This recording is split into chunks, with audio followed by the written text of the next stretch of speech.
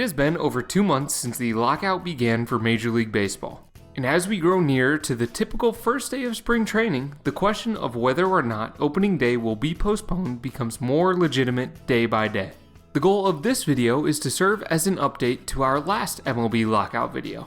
A lot has happened since the lockout began, so let's talk about what has occurred since then, what is going on right now, and what we can expect in the future. If you missed the last video and you want to learn more about what the lockout is and why it's going on, be sure to check out that video. As always, links will be down in the description. Before we begin on the new updates, let's quickly recap the key points that we covered in that last video. On December 1st of last year, 2021, at 11:59 p.m., the current collective bargaining agreement, or CBA, expired. In short, the CBA acts as an agreement between Major League Baseball and its players. The current union that represents the players is the Players Association, or MLBPA. When that document expires, that means that there is no longer an agreement between the owners and the players on anything previously agreed on in the previous versions of that agreement. And that agreement covers everything, from the rules of the game, like universal designated hitters, employment rules such as minimum salaries, and team financial structures, and a whole lot more are all now gone. You'd think that there would be a better way to do this, because without that document in place, none of those old rules apply.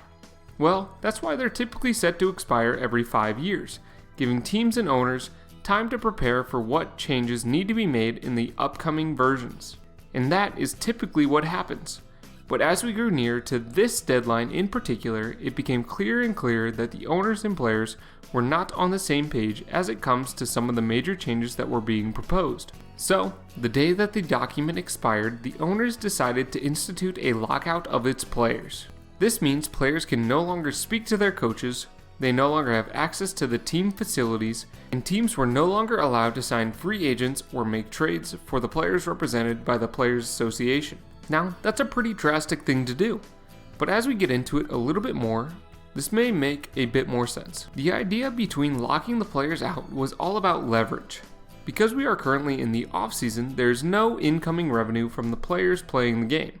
So, halting league operations until the new CBA is agreed upon, in theory, pushes the players to make a decision quicker, and potentially agreeing to some aspects that they were more stubborn on prior to the lockout, so they can regain access to their normal activities and facilities. The owners have the leverage, but if the time frame were different, for example if the CBA expired today, the players may have gone on strike to encourage the owners to want to come to an agreement to lessen the revenue loss from missing any regular season games. It's the same idea, all it really comes down to is timing and leverage. Until a new CBA is agreed upon, and both parties must agree to all terms within the latest proposed CBA, you can expect the lockout to continue. So what exactly are we fighting over here? So we have the players and the owners in this debate, both with their strong opinions on the way things should go. The main things the players have asked for include an increased minimum salary, the inclusion of minimum luxury tax thresholds, switching arbitration eligibility from 3 years to 2, and to put an end to teams tanking by changing the way draft picks are assigned. To break this down even simpler, the players want more money, and without getting into the nitty-gritty, the yearly revenue in this sport has increased yearly in terms of the total dollar figure the league has brought in. But surprisingly enough, the average salary for all players in this league has gone down over the last few years. The second biggest thing the players are asking for is competitive balance. Arbitration is part of that, but the main thing the players want to do is to do away with tanking. The idea that teams purposefully do poorly to get better draft picks. Nobody wants to see their team go 0-162 to get that first round draft pick to compete in 3 to 5 years. It just does not make sense. Why reward teams that are doing poorly? As for the owners, their requests are a bit more tame, mostly because they generally want to keep things the same. That's easier on them moving forward, of course, to change the least amount as possible. Additionally, owners want to expand the postseason to 14 teams, as well as add advertising options to the team's jerseys. As you can tell, another decision driven by money. So, why can't we agree on these things? Well, it's not like we're talking about a couple bucks here. In 2019, the league brought in $10.7 billion in revenue, which is why this is such a hot topic issue. And although we are still a ways from coming to a complete agreement, the players and owners have come to an agreement on some things. Those items being removing compensatory draft picks, universal designated hitters, and even both sides agreeing on a restructure of the way the draft is set up. The problem is, even on items both sides agree on, there's still often a lot of tinkering that needs to be done. Such as for our last bullet point, the players think that the top 8 teams should be a part of the lottery-style draft, but the owners think the top 3 picks should go to teams that did not make the playoffs that year. As for other items we still need to find common ground on, the owners want to expand the playoffs to 14 teams. The players countered-offered at 12 teams.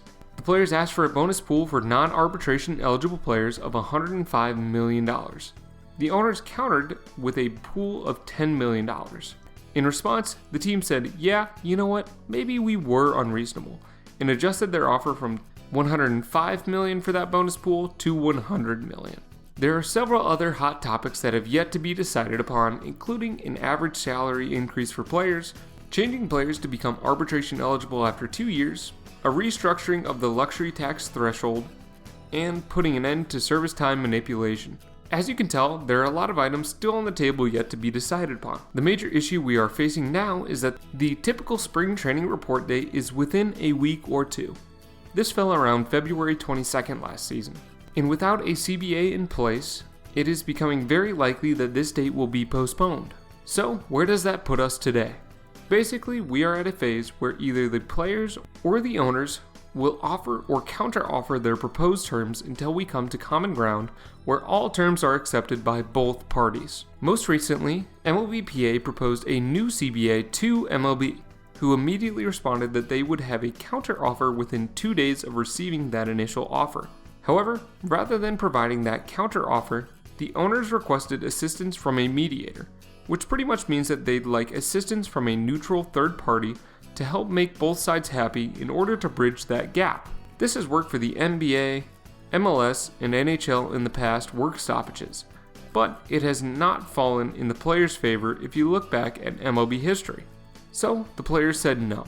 Pretty much, they'd prefer to see the MLB's offer rather than attempt to bring in another party to figure out the rest moving forward. Was this the right move? Who knows, but that is where we are at now. Speaking of, what can we expect moving forward? Firstly, owners are currently having their quarterly meetings down in Florida. These would have happened without the lockout in place, but as you can imagine, the lockout will be a major topic of discussion during this week's meetings. The players will be meeting separately down in Arizona, referring to the current work stoppage as well. You can expect to hear an announcement from Manfred at the end of this week about the current situation in front of the press, and the idealist in me hopes that this week of meetings separately will bring the players and owners to a reasonable debate sometime next week about their current stances. However, at this rate, it's almost inevitable that big league spring training is going to be postponed. And if we are still waiting on an agreement in the next few weeks, you can almost guarantee that opening day could be pushed back as well. This week's meetings will tell us a lot about the way things will be moving forward, so we will just have to stay tuned to learn more. But that's just my opinion. What do you guys think about the current situation for Major League Baseball? Let me know in the comments down below.